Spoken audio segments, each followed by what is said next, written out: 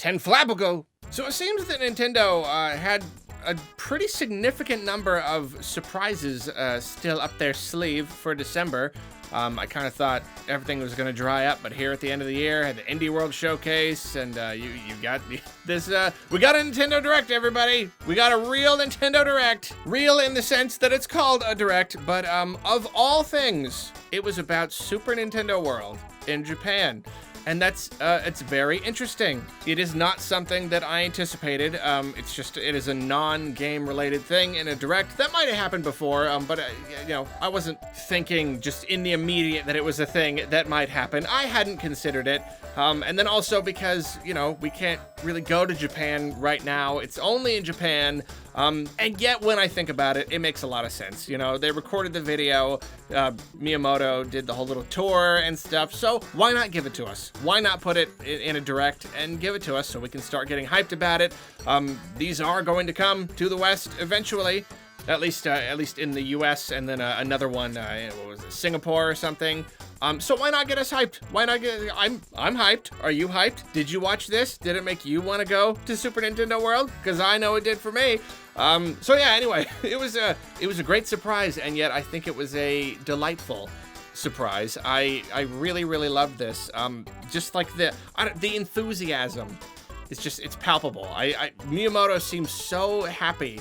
Because he made Mario, he created Mario, and just I'm sure over the course of his career, seeing where the character went and the world went, and just seeing how big it got, it's gotta be weird, It's gotta be a little bit like, Walt Disney walking through Disneyland, just kind of look at the empire that I have created. And especially for this, Nintendo and Mario, they've never had a presence like this. This is a brand new thing. It took until 2020, 2021 for this to become a reality. So I'm sure he's very, very happy about this.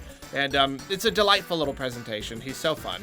And I don't know, I guess I just wanted to talk about my feelings on the presentation. Not gonna go, frame by frame or anything. And it seems like he only gives us a little handful of stuff. He says there's a whole lot of the park that he didn't show, and he doesn't want to spoil a bunch of stuff, which I think is great. It gives just enough of a kind of a tease. And there are a few things about it that I love to talk about. I gotta say, these environments, they're so beautiful. They're so wonderful. It really does just... It hits the nostalgia bone, just smacks it real hard. I want to be in a Nintendo place. I want to be in a Mario place, experiencing these things as though they're real. Oh, I love it, like how he walks down the warp pipe and then you go underground and there's all the blocks and stuff everywhere. More than anything else the park has to offer, I think I'm the most excited about just being there, just walking, just looking at things and walking and looking, which is great because it means it will probably have a lot to offer me if that alone is gonna satisfy me that much, I like Disney stuff as a kid, but I've never been to a theme park that really resonated with me in that way. I've been theme parks that are fun, but you go because it's fun, but not because I really connect with the thing. I went to Disneyland, but I didn't really connect with Disney. I went to Knott's Berry Farm, but I didn't really connect with jelly that much. But this is being transported to another world. And here's the thing about me, I haven't been to a ton of theme parks, but I really, really enjoy them, and I've been wanting to go to more. Just the idea of being somewhere that is constructed to be a real place, but it's fantastical and weird because they made it out of plastic to look like something else. I don't know. It's very effective to me. It really does transport me somewhere else. And so, really the most interesting thing about this place is the interactivity. And I love that Nintendo, they could have just slapped Mario on a bunch of rides or whatever and been done with it. But they obviously wanted to make it a very interactive game-like experience. And we got a little bit more detail here on that element. You wear the little wristband and it can connect to your phone, like a phone app, and you collect coins and stuff and collect stuff throughout the park. Miyamoto showed us how there are question mark blocks and stuff that you can punch from underneath like Mario, and you get coins and stuff, which I do think is funny because you're gonna get a lot of people going around just punching everything and probably punching way too hard and punching repeatedly, being where's the block with where you get 10 if you do it fast enough? But I don't know, it does look like a lot of fun. I don't know what the coins are gonna do. I don't know if it's just look, I got the most coins out of my group. I had the most fun. Or if you get like prizes or something. Not really sure yet. One of the more intriguing things that he showed off, though, he showed like this little game where there's like a Koopa shell going back and forth, and you need to hit the POW block at the right time to make it launch up the pipe and hit the Koopa and get the coin. And like, that's really, really cool. It's like a game. And I really like that. Usually in theme parks, at least based on my experience, if it's a game, you gotta like pay, you know, you gotta pay for it. It's got like a different kind of prize. I like that these activities are integrated right into the park. And of course there's gonna be like a big old line, you know, for all of them. I wanna hit the POW block, and you know, it's gonna be a lot less magical when you're not just floating around doing it. You're just like, oh, there's 36 people ahead of me who want to do the POW block game, but you know, whatever. I think it's really fun, and I think that's like a video game, that's gonna be another element that's just fun to experience, fun to get there and just explore and find out what's there. I do wonder, like, he's like, oh, you gotta tap your wristband and then do the game, but then you gotta remember to like tap it again to get the thing. I wonder if that's gonna be, I don't know, easy for everyone to like remember and know how to do and like when to tap. I am not the smartest person. I could easily see myself struggling with when do I tap it? Did I get the coin? I don't know what's going on. But yeah, the interactivity is really great. And then like the set pieces and everything. I guess I already kind of talked about the visuals, but I love when he goes in the cave and there's like the bomb and all the broken blocks all over the place. And it's just so cool. Oh, the Bowser's castle, and it's the Mario Kart ride and the big, oh, I love it. I don't even have anything solid to say about that. It just looks so cool. I want to go in there. I want to walk in there so badly. And he keeps talking about like these activities and getting coins and stuff. And apparently the final boss of the park is like Bowser Jr. Or I don't know if it's just the section he was talking about. I'm not 100% sure. But it sounds like you fight Bowser Jr. I don't know why you don't fight Bowser himself, but you fight Bowser Jr. It's fine with me. I don't know what fighting Bowser Jr. means. Is it a guy in a suit and he comes out and you just get a stick and you get to just... just beat him up or something? I don't really know what that looks like. Do you take it to a special area? Play a game to do it? I don't know. I'm pretty interested in finding out. And he showed off the the gift shop. Apparently there's like exclusive stuff in there, like the little walkie Mario. It's it's walkie Mario. That's what I'm gonna call it. Little shell follows along behind it. It's adorable. I love it. And then the restaurant. The restaurant is a lot of fun. I hate how much I want to eat those foods. I hate how effective this whole like just wrapping it up in a Mario thing. It's all this just like silly, it's just very visual food, and I hate how much that affects me. I want to be like, no, that's dumb. I'm not gonna pay these expensive prices for food that's shaped like Mario, but I want it. I do want it, and you know what? It's probably gonna be really, really expensive. I mean, you go to a theme park and buy normal food, it's expensive. Chili fries, $19, you know, slice of pizza, $12 for one.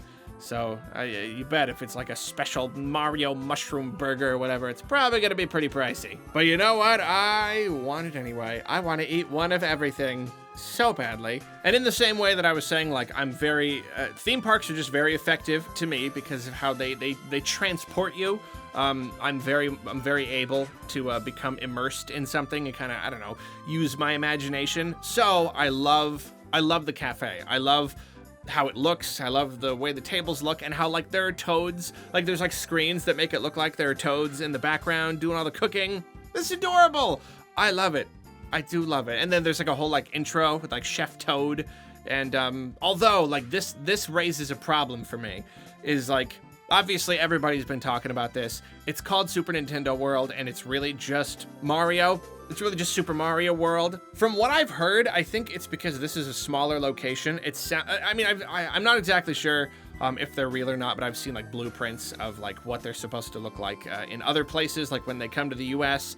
I think they have other Nintendo stuff planned. I'm not 100% sure, but even considering Mario, even if you're just taking this as a Mario World, obviously a lot of people, like myself, very opinionated people, are like simultaneously enamored by it, just absolutely love it, and also kind of dislike that it's like the stripped down, very, very basic general Mario experience. You know, like, they'll be going through there and being like, oh man, that's so cool. Boy, that would have been cooler if they'd used that one character in that game, though. That would have been a lot more fitting. So I imagine myself at this Toad Cafe trying to enjoy myself, and I'm looking at like, he's like, hey, I'm Chef Toad, and I'm like, her name was Tasty. Her name was Tasty. tea, and just start chanting it, get everybody behind me, you know? Like simultaneously, like thinking this is the coolest thing in the world, and also like, yeah, but man, they could have, there's just so many other cool just characters and elements they could have used, but I don't know, I understand it, and that's a whole discussion for another day. No, but the cafe does look really, really delightful. Oh, I love it. Now, it is a little bit funny. During the video, Miyamoto finds a big walk around Mario and Luigi and refers to them as though they're his children, like he's their father. And some people found it weird, but I remember some years ago when he explicitly referred to, well, not explicitly, he kind of pointed himself. Basically, Miyamoto was their mom. It was like, who's Mario's mom? It's Miyamoto. Oh no, that was Bowser Jr., wasn't it? Whatever. He's apparently all of their mom and all of their dad. So that was kind of fun. Getting a little more Miyamoto lore there. Speaking of the walk-around characters, they were pretty cool. Like, did you notice how like they weren't just static, expressionless? Apparently, either the person inside or someone off-screen is control. It's probably the person inside, or it's like automated or something. They probably got some little trigger they do with their teeth or something. But it would, it would trigger sound bites, and the mouths would actually like move with the sound bites. And I think that's really, really cool. And with a normal walk-around character in another theme park, it would probably be a little awkward. It's like it's a little weird when they don't talk. None of them talk. But like with Mario and Luigi, sound bites are perfect because they don't really just plain talk. We never hear Mario and Luigi just speaking in complete sentences anyway. So hearing Mario just be like, Yahoo! Like, that makes sense, you know? If I met Mario in person, I don't expect him to have a conversation with me. I expect him to just be like, yeah, you number one, and like, that's it. So I don't know, I feel like it gives them like a little edge of authenticity there. How they got, I don't know how many little sound bites they've got, but I don't know, I just thought that was a really cool thing. I do wonder what other walk-around characters there might be. I wouldn't be surprised if there were none, you know? I don't know.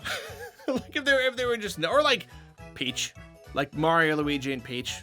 I don't know. I mean, maybe there'll be a Toad or something. Who knows? Maybe it'll be the whole principal cast. Maybe there'll be Wario, Waluigi, maybe. Not getting my hopes up. I will say, though, you gotta have a Bowser. And I could see the Bowser not being on the floor, like, all the time. I want to see a person in a Bowser suit, but, like, a giant Bowser suit. Like a super huge, maybe, like, rolls or something. I don't know, just some kind of giant Bowser thing that comes out, and everyone's like, oh, and they all take pictures and stuff. That would be very delightful. But a lot of this, I don't really want to be spoiled. That's the thing. I'm treating it like it's a game. You know, even watching Miyamoto walking through it, I'm like, no, I want to walk through it for the first time on my own and experience it. So I'm very excited about the park, but I also am sensitive to spoilers because I'm so excited about it. Basically, this video made it look really, really cool. I do hope we get more Nintendo properties. But I am excited for when it comes to the US. There's one coming to California, so when that happens, I gotta go. Theme parks are super expensive and travel is expensive and all that stuff, but I don't care. I want to go and I want to make a video about it, and it's gonna be hard because videography anywhere outside of the studio is hard, but I'm gonna do it in some capacity. So let me know what you think about Super Nintendo World down in the comments. Does it look very, very cool? Does it look very, very lame? Does it look very, very medium? Somewhere in between. Be sure to let me know, and you have yourself a wonderful, super fantasterific a day. Fantasterific, that's a good one. I gotta use that later.